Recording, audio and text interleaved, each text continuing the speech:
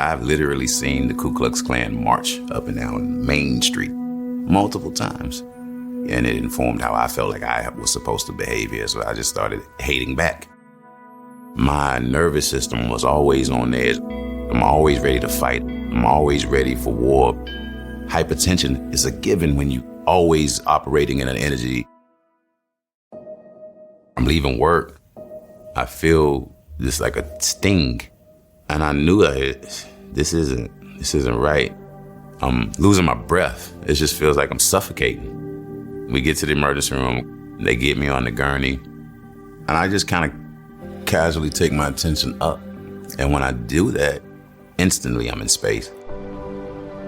There was no tunnel. There was no anything. Everything was energy. Everything felt like love. The pain, the confusion, the identity stuff was gone.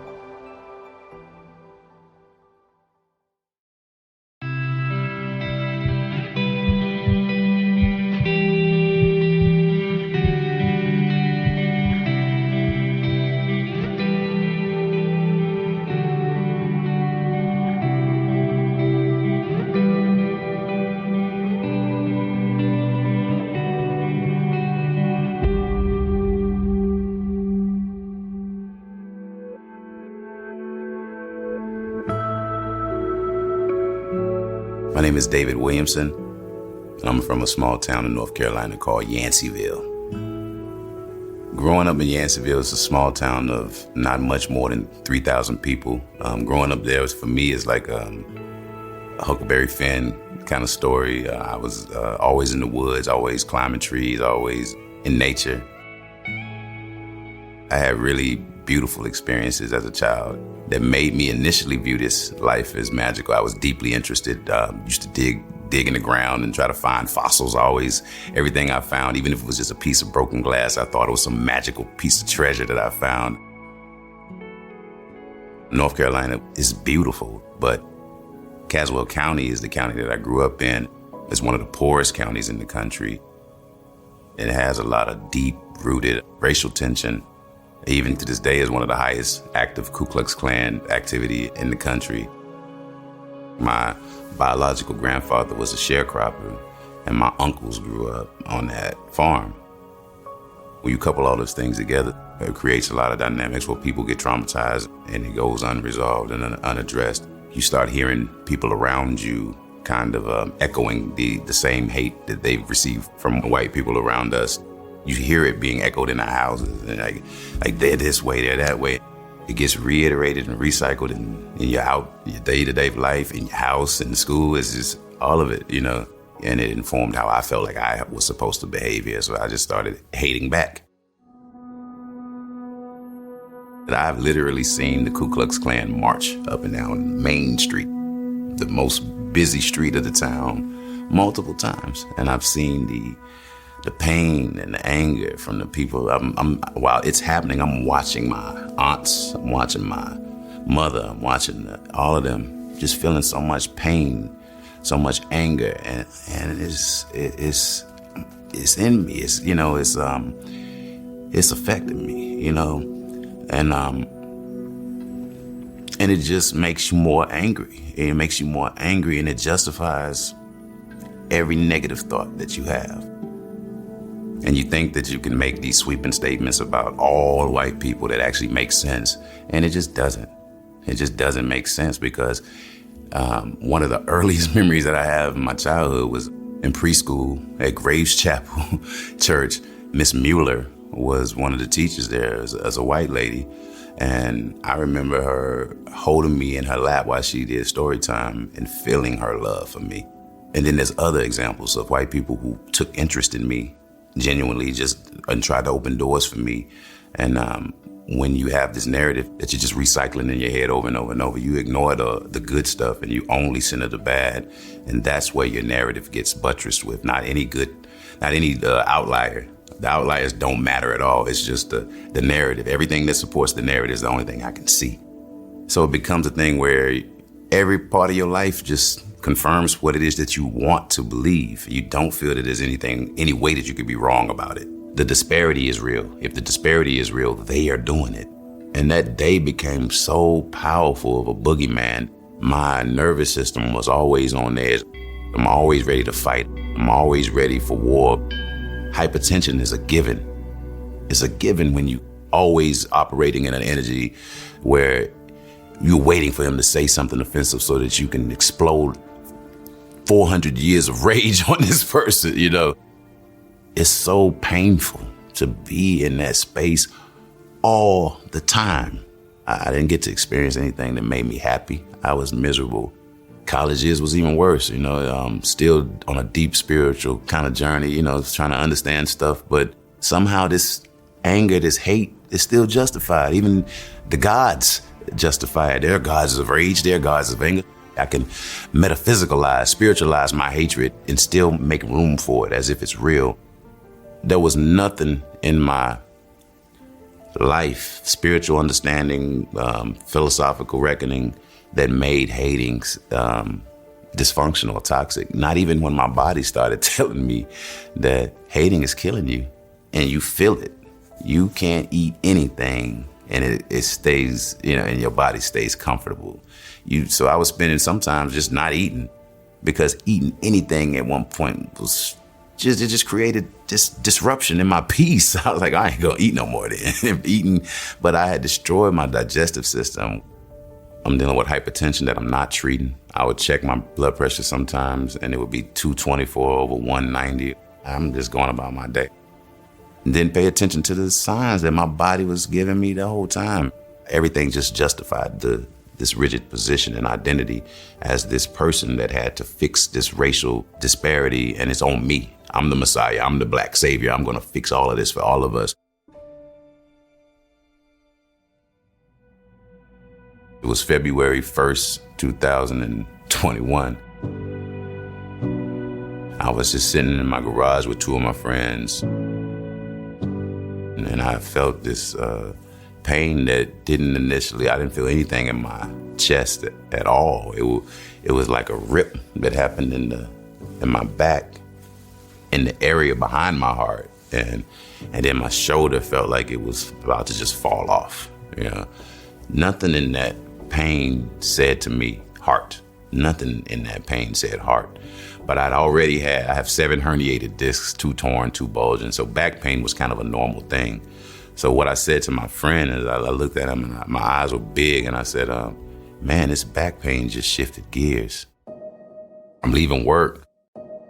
I feel this like a tingle, like a sting. And I knew that this isn't right. So I'm sitting in my car and I'm like, is this something that's just gonna pass? Is this something, you know, I just sit there for a moment and I find a level of kind of stability where it's like, I can tolerate this until I get home, you know? So I drove home, I get there, the fluttering and all of the stinging and all of that stuff is still happening. And now I'm feeling it in my heart. My son's mother, Trish, she's working from home. So I call up to her and I say, I think I need to go to the emergency room. This is not getting better, it's getting worse.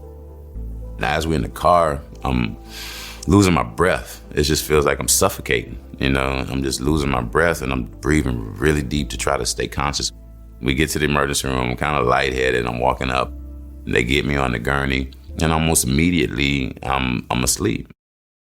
And I always try to make note of this fact because people say you're hallucinating, right? But I passed out before I went into the area where they were working on me. But I'm not dead, I don't think, because my perspective is on the bed and like I'm looking that way. But I'm not seeing anything but where the people were, there were dots that almost looked like a nighttime sky. And that stuff was clear to me in that state. But as far as explaining it to my conscious mind, there's no way I could know why I understood what was happening in that moment. After I saw the blackness and the dots where the people were, my perspective shifted and I was above myself looking down. And I saw the whole setup of the room. I saw where the people were. They were still kind of positioned the way they were when they were pushing me in, but I was able to see, you know, where everybody was at, including a woman that was in the corner of the room. She was holding her face like this and she was really sad that I was dying. And that was initially when I left my body, that was one of the things that disturbed me the most. It was like, what in the world is she sad for? This is so beautiful. This is so perfect. I'm not hurting, no, I'm not confused. That guy is dead, but I'm alive. This is beautiful, you know? So to me, that just clarifies that it's not a hallucination. I learned while I was out of my body. I saw in real time what was happening to me. And everything, when I opened my eyes, continued in real time. There was no separation in my awareness, gap in between what I was experiencing, whether I was in the body or out of the body. It was a continual flow of experience. And once I did leave my body and I looked down, there was a lot of things that I came to understand. Like, he's dead. His body's dead. The mind is dead. The ego's dead. And after that kind of series of kind of realizations, it was like, well, then what's left? Like, what am I? You know, and the words flooded in very clearly. It was audible. These words were light, energy, soul, spirit, awareness. It's just a flood of words. They weren't in a line like a mechanical. It was like a bunch of voices just said these words. But it felt like it was me explaining this to myself. Everything was energy. Everything felt like love. And I felt like a part of that whole thing. I didn't feel separate from it at all. And everything that I looked at, every question I had, the clarity was instantaneous. And that process, I was clear. Like I was, what's that? What's that? What's that? It was like a baby having everything was an moment. And I moved from one thing to the next with that childlike wonder and amazement at what I was seeing. There was no memory of this human experience that I was referring any of it back. There was no mind like that. It was just a awareness that was beholding these things and integrating them and like instantly. So I'm watching everything. I'm watching the woman that's holding her face and just sad about me dying. And after a while, I'm paying attention to stuff, and I just kind of casually take my attention up. And when I do that, instantly I'm in space. There was no tunnel, there was no anything. I quickly became aware of what people call the light. It was up and to the right of me. The emergency room was down and to the left of me. And I was in that angle looking forward out into space. And what was in front of me was the star-forming region. What was beneath me was what people call the void. I felt like I was in the blackness and it was enveloping me like velvet. It felt like love. It felt like every other aspect of being disembodied in that moment for me. Everything felt like love. I felt like love. I felt like the system that I found myself in was just love and I was just a part of it. But it also felt like it was everything. It felt like everything, every possibility, every past experience, everything was in the void, was in that black space. When I looked into it, it reacted, it responded. And if there was any kind of thought that wasn't complete, it was complete instantly. If there was a notion of missing something, that the satisfaction of having that, I felt it already. Before the missing was even fully felt, the satisfaction of already having that was there. There's a woman I was exchanging with who was like, well, I don't want to just magically forget people that I love in this life. I was trying to explain that that's a human thought. It comes from a brain, it comes from memory, it comes from life, it comes from, but you're not going to be, when you leave this body, a human body with a brain that has memory, you're going to be an energy that's so connected to this experience and this whole thing that experience is integrated in you. There is no missing or something missing from that. Experience isn't gone. It's always accessible. Every part of this experience that you have is etched in infinity. There is no something disappearing and never being experienceable again. Like, it's always there. So you don't miss anything. There's no missing anything. You're more integrated with the system outside of the body than you are in the body. And that's kind of what we are, is an individual node accumulating a perspective that ultimately gets fed back into the system and becomes a possibility, an option for everybody else in the system forever. So your experience isn't ever lost. When I was in space, I was interested in everything, so my attention kind of just moved all around. There was a point where I was looking up at the light, and I was like, it's almost like I was trying to decide if I was going to even entertain it or not. I looked back up at it, and I looked back down into the emergency room. And when my attention went from the upper angle down back to the left, it went through me, and I was just a glowing orb of light. That's what I appeared to be. I had never felt more alive than when I was that glowing orb of light. I had never felt more aware of what was happening on this planet. In that state, I understood everything. The pain, the confusion, the identity stuff was gone. We are all orbs of light. We're not these bodies. I experienced the orb of light.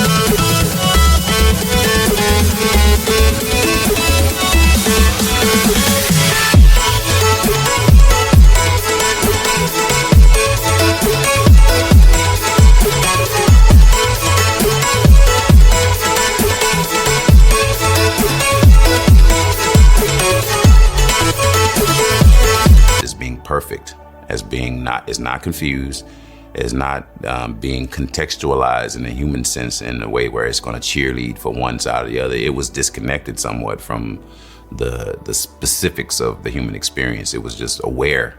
You were in that body. That body's dead. It wasn't like, you were a black activist and you need to go back and hop in that body and get to the fight. Yeah, no more fighting. That fight stuff was done.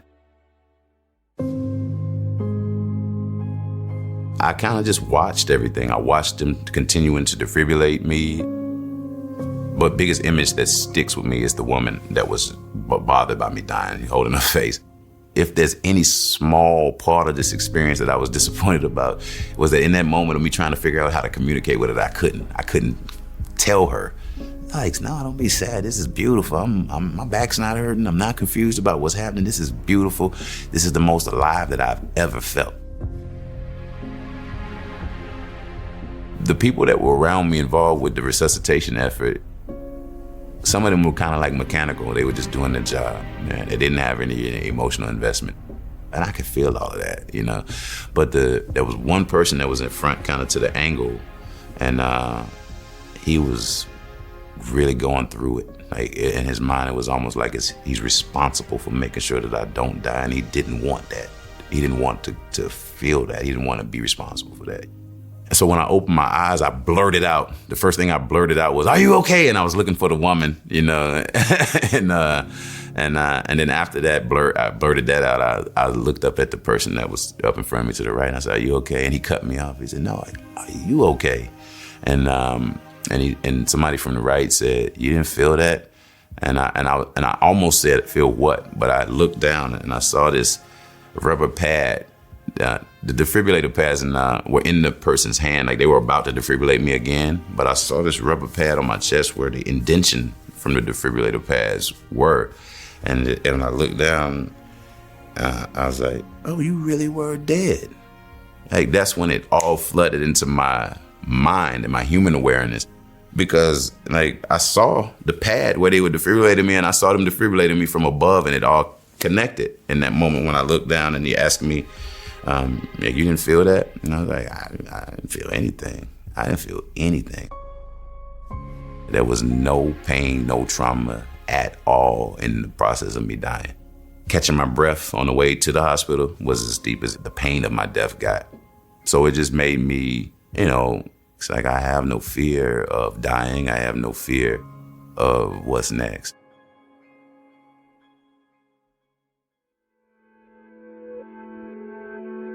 When I came back from my near-death experience, I was so painfully aware of everything around me, people's pain and confusion.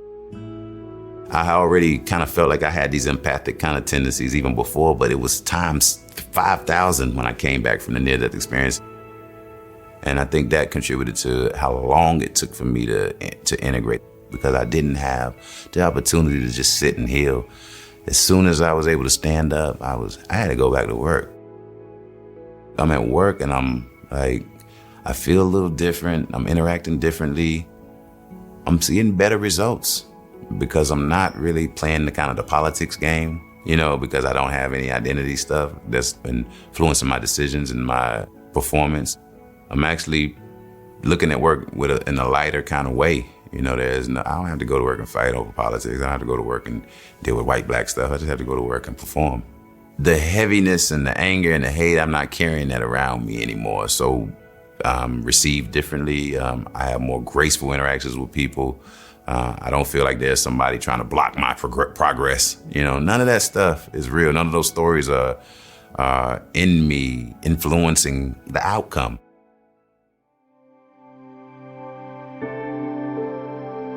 What having that experience does to you is it gives you this extremely radical sense of accountability all the way down to the thoughts that you've had. Sometimes we think that because we didn't actually say something, that we still have a position of just like we feel righteous. I didn't call you that, but you thought it. So if you thought it, own that. You gotta own that thought. You gotta own that thought because that thought contributed to the tension that was created in that moment. So we have to learn how to understand what we're doing and what we're choosing. Don't allow tension and pain and confusion to persist for too long because it'll hurt you and it'll influence your perspective of reality in a way that's not. It'll give you a bias. So when you feel it, fix it so that the bias doesn't sit in you so long to where it's part of you and now it's hard to get it out of you. What my experience showed me is that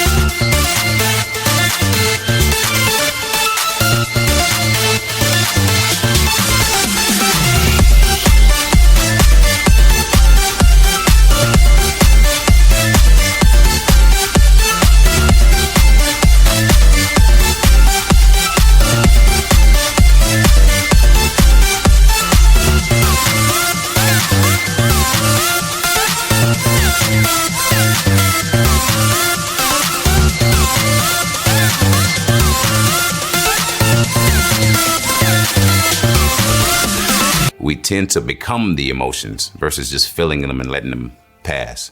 It's like I became hate instead of just saying, oh, damn, that was hateful. Do I want to respond in kind of, we don't pause and be like, and think about the impact of feeling hate on your physical being. Was it personal? Is this person just a miserable person? Do I have to internalize what they're saying? Do I have to? No. But when you're already on edge and you already have these biases, you're ready. You're ready to jump. As soon as the invitation is presented to you, you're ready to respond to it. You may very well be justified in your anger, and you're definitely going to feel justified in your anger, right? But my anger killed me. So if I was able to see what I was in a different way, instead of responding to it with anger, responding to it with responsibility, responding to it with hope, I can help change that versus using all of that energy on just hating the people who I feel are creating the dynamic. The further removed I am from feeling all of that pain for so long, damaged my body, made me so sick because of how I'm thinking.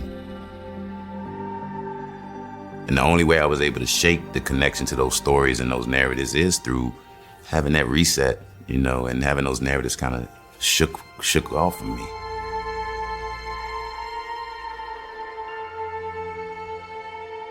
My experience occurred in such a way that it gave me some different kind of clarity. And there is an opportunity for me to move forward differently, period. Now, if I don't take that opportunity, that's a choice that I make, but the opportunity exists. You will revisit the same things that led to your death. And I do. I revisit the same frustration. I revisit the same, sometimes, moments of hopelessness. But now I just am I going to choose to stay in that emotion? Am I going to become hopelessness? Am I going to become frustration? Am I going to become hate? No, I'm going to process it, let it do what it's going to do in that moment, and then leave it alone, let it go, and move on to the next thought, the next choice.